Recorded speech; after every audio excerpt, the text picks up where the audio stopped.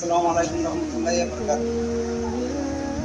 আমি ত্রিপুরা থেকে আইসি, ত্রিপুরা ইন্ডিয়া পায়ে হেঁটে হজ করার লগে আমি বাংলাদেশে আইসি এবং এখন বিহার কলিকাতা হইয়া আমি বাংলাদেশ থেকে বাড়াইব এবং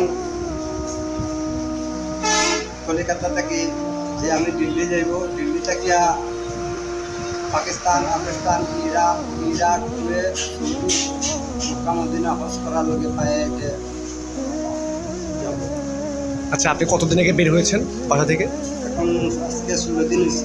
16 দিন। আপনি 18 তারিখ বের হয়েছেন। আজকে আপনি অবস্থান করছেন বাংলাদেশের সিরাজগঞ্জের কড্ডার মোড়। সিরাজগঞ্জ। আচ্ছা,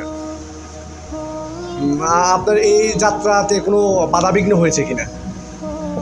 আচ্ছা, আপনাকে কি বাংলাদেশের মানুষ হেল্প করেছে? হেল্প করেছে না?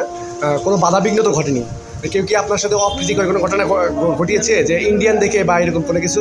সবে হেল্প করছে, পুলিশেও হেল্প করছে, পাবলিক হেল্প করছে, কোনো অসুবিধা হয়েছে না। আচ্ছা আচ্ছা, আপনি যে রাতে থাকেন কোথায় কোথায়?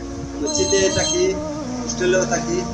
আচ্ছা আচ্ছা, এই যে আপনার যে বের হয়েছেন, তো আপনার যে আর্থিক যে বিষয়টা, এটা কি আপনার নিজেরা নিজে থেকে বহন করছেন নাকি আপনাকে কেউ হেল্প করছে? এটা নিজে থেকে করছি, হলে সরকার, ইন্ডিয়া সরকার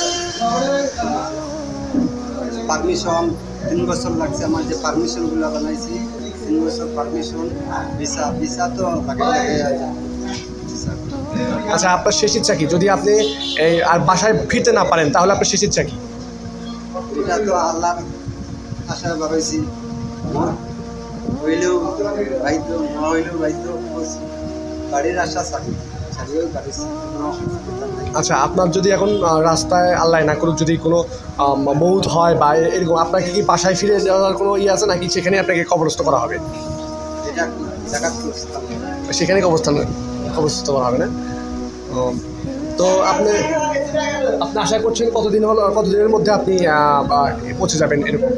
পারমিশন আছে 2 বছরের, হইলে 13 মাসের হয়েছে। আচ্ছা, 13 মাসের মধ্যে আপনি মক্কা মদিনা ঘুরে যেতে পারবেন। আপনি পারমিশন আছে 2 বছরের ভিতরে। আচ্ছা, আপনি কি 2 বছরের মধ্যে ফিরে আসতে পারবেন এরকম? আসবো, আসার সময় প্লেনে আসবেন। আচ্ছা, আপনার নামটা কি? আচ্ছা, আপনি তো ইন্ডিয়া থেকে আসছেন না? ধন্যবাদ আপনাকে, অসংখ্য ধন্যবাদ। আপনাকে দেখে আরও মুসলমান যারা রয়েছে, মুসলিম গোষ্ঠী আপনাকে দেখে উদ্বুদ্ধ হবে যে পায়ে হেঁটে হজ করার জন্য। তো আপনাকে অনেক অনেক মানে শুভকামনা। সামনের দিকে আমাদের সবার জন্য, মুসলিম জাতির জন্য দোয়া করবেন এবং নবীর রোজা মোবারকে গিয়ে আমাদের জন্য দরখাস্ত করবেন এবং এই আশা ব্যক্ত করবো আমরা।